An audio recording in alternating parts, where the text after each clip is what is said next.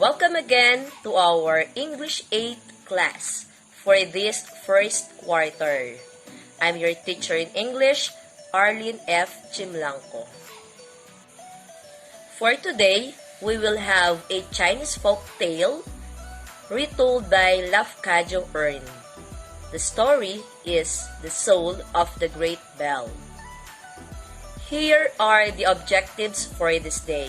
For our focus competency, we are going to determine tone, mood, techniques, and purpose of the author.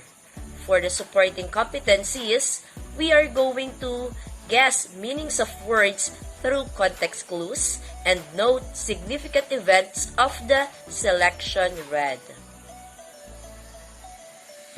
To attain those objectives, we are going to do different learning tasks. And for our learning task 1, it is entitled, Hear Me Out, Bell. So, we are going to listen to the sound of the bell. What do you usually feel when you hear the bell rings? Are you excited? Nervous? Or happy upon hearing it? Later, we will see different emotions that the story will say upon hearing the bell. So for the meantime, let us define folk tales. So what are folk tales? Yes, folk tales are oral narratives that do not have a singular identifiable author. For better understanding of the soul of the Great Bell, let's know something about the author, Lafcadio Hearn. Lafcadio Hearn was an American journalist. He spent the latter part of his life in Japan, later marrying a Japanese girl. His interest in the Oriental culture inspired him to write the English version of well-loved Chinese and Japanese folk tales. When he became a Japanese citizen, he took the name Yakumo Kaizumi. Another way of understanding the story is by unlocking the difficulties.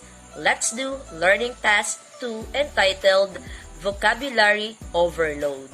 So let's go over the following terms or expressions taken from the Soul of the Great Bell. Let's read and figure out the meaning of each highlighted word using context clues. Then, let's choose the letter of the correct answer. Number 1.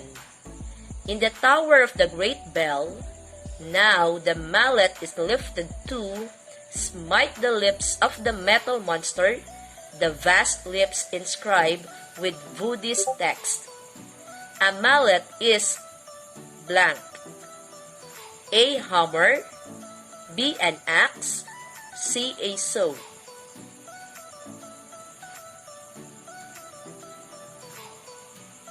A mallet is letter A, a hammer. What about in number 2? The word is smite. To smite is to blank. A. Hit, B. Touch, C. Caress. To smite is to A. Hit. For number 3, all the little dragons on the high-tilted eaves of the green roofs shiver to the tips of their gilded tails under that deep wave of sound. Shiver means to blank. A. Fall on one's knees. B. Tremble at the loud sound. C. Be destroyed by the gilded tails. Shiver means to B. Tremble at the loud sound. Number 4. All the green and gold tiles of the temple are vibrating. The wooden goldfish above them are writhing against the sky.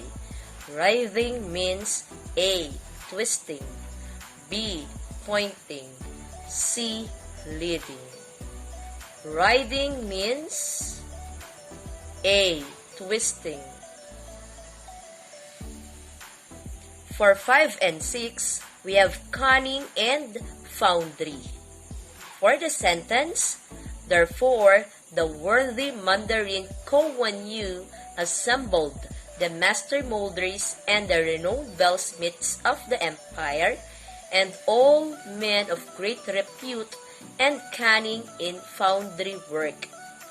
Cunning means A. Innocent, B. Famous, C. Skillful. Cunning means letter C. Skillful.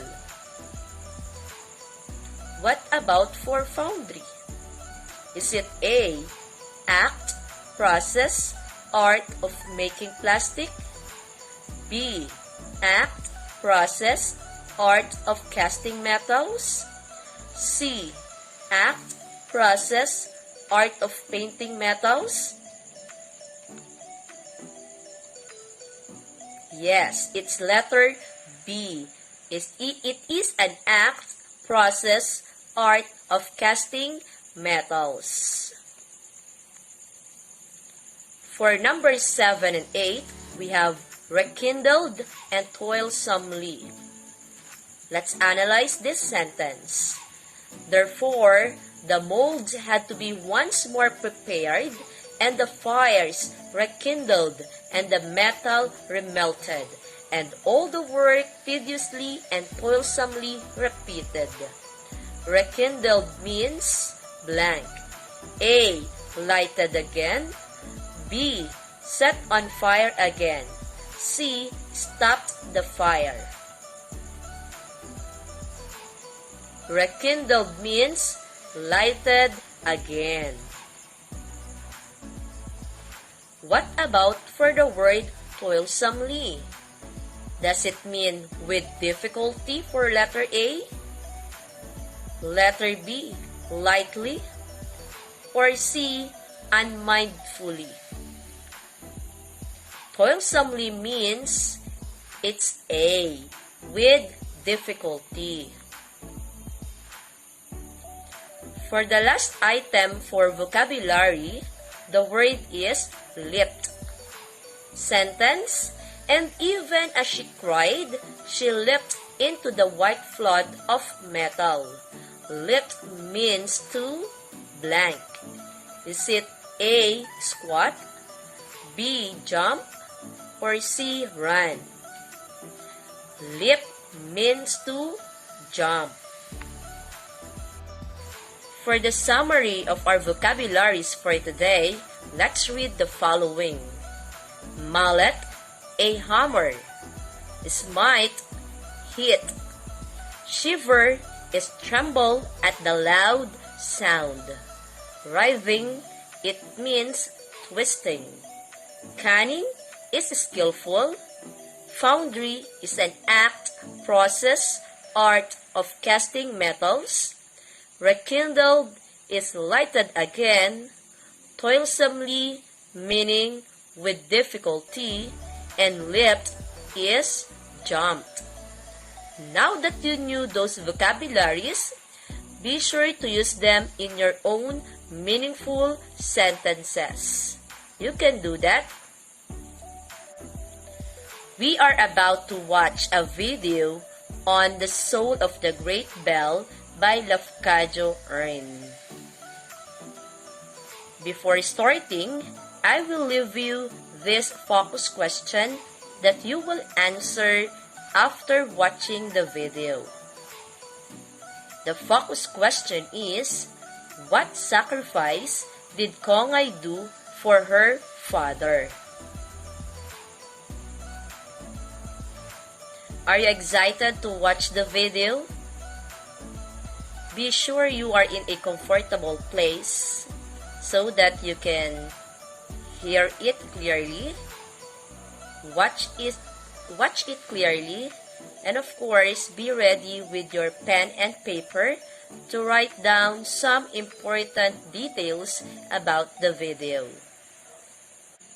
Let us now watch the video with understanding as part of Learning Task 3, The Soul of the Great Bell by Lafcadio Ern.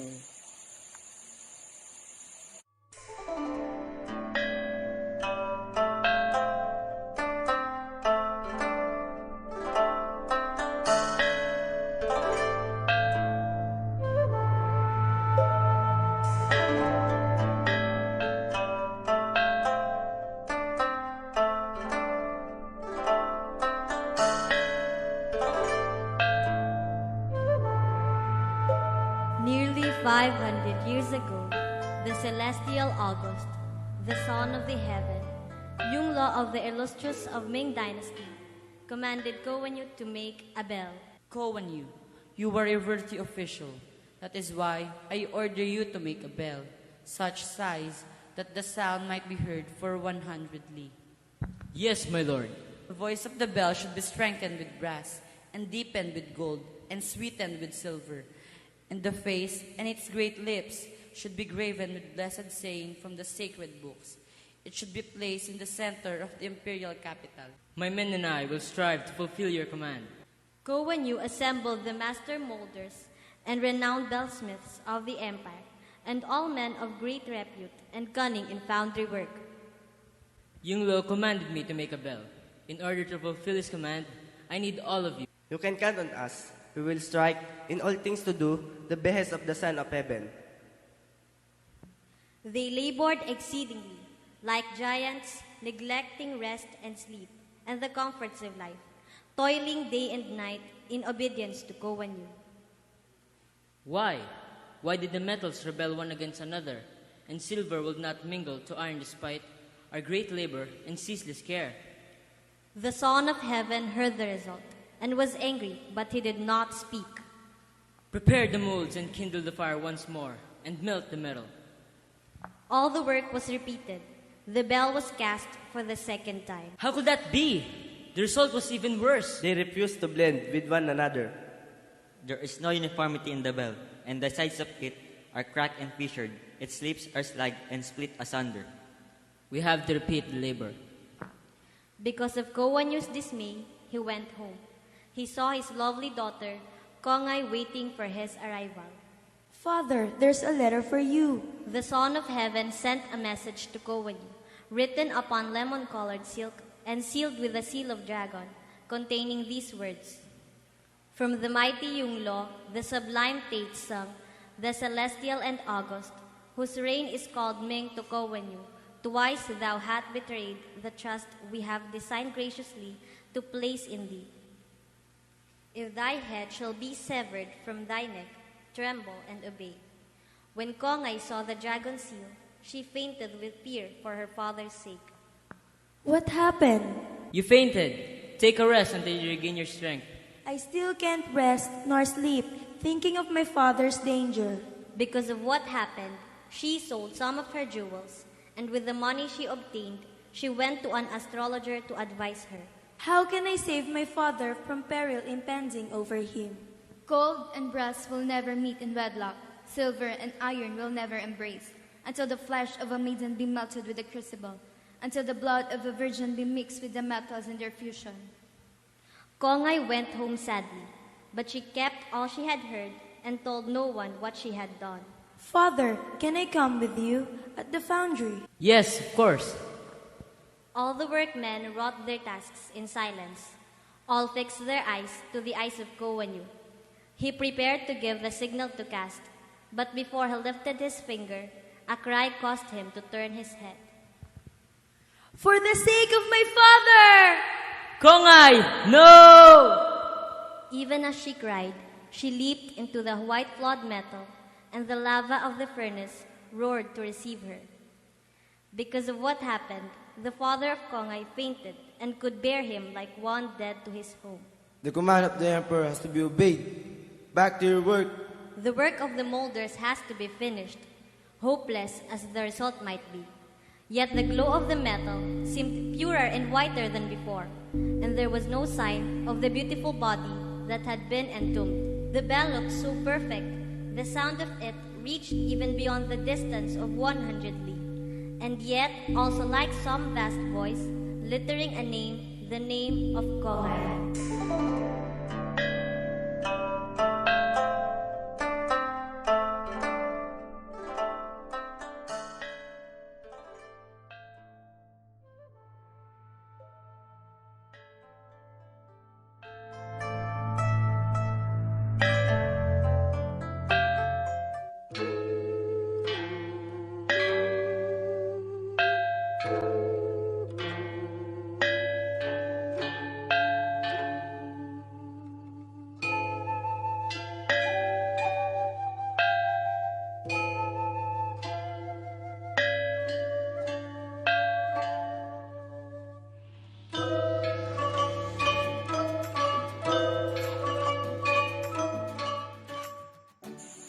Did you like the story?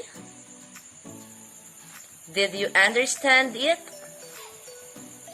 Let's see by answering our focus question, what sacrifice did Kongay do for her father? Kongay sacrificed her life. She jumped into the boiling metals. For better understanding of the story, let us do Learning Task 4 entitled Spin a Story Wheel. We are going to answer the questions in the story wheel to know more about the folk tale.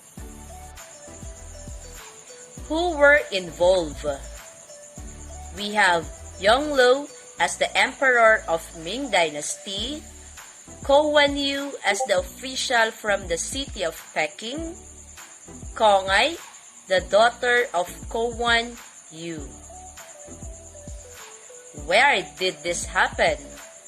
A long time ago in the city of Peking, China, during the Ming Dynasty. And when did this happen? It happened in ancient China again during the Ming Dynasty 500 years ago. What happened in the story? What was the command of the mighty Emperor Yongle to Ko Wan Yu? Yongle, the mighty emperor of the Ming Dynasty, commanded Ko Wan Yu, one of his officials, to cast a great bell with an enormous size that the sound could be heard for 100 li. The bell should be made of brass, gold, and silver. Furthermore, he ordered that the bell's lips should be engraved with blessed sayings. What was the problem in the story? Though all the master molders were tasked to cast the great bell, all the metals would not mix well. The bell they casted was cracked, fissured, and split. There was even no uniformity in the sound. The mighty emperor heard of it, and he was angry. He gave one final order that if the bell wouldn't be done, Ko Wan Yu had to die. Kongay discovered the problem of her father. The question now is, to whom did Kongay ask for advice? And what advice was given to her? Kongay asked for fortune teller's advice to help her father. The advice was for the bell to be casted perfectly. A virgin blood must be mixed with the metals. So Kongay sacrificed her life and leaped into the furnace. After that, the casting of the great bell was accomplished. How do you feel now about the story? Are you sad? So let's spin it more. How was the story told. The story was told in a third person's point of view, that of a narrator or author. Most folk tales are told in a third person point of view. Why did the author tell this story? To emphasize strong family devotion among the Chinese, to show that obedience was imperative among the people of ancient China, to come up with a legend for one of the great bells in China. If you were Kongay, would you do the same?